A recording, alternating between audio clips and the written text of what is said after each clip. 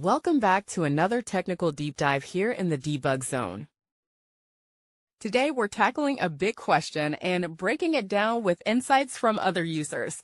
Hopefully this clears up some misconceptions and helps you get the answer you need.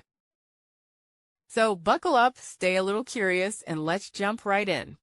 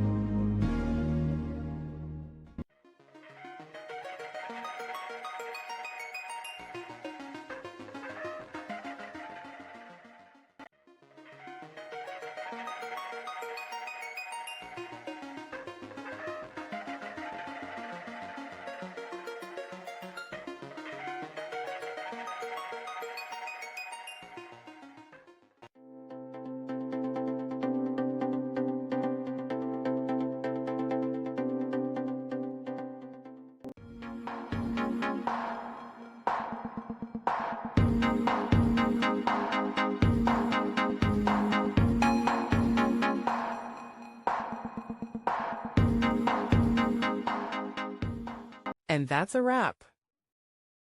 I hope you found the answer you were looking for. If you did, take a second to hit that subscribe button. It really helps out. And let me know in the comments which solution worked best for you. See you next time in the debug zone.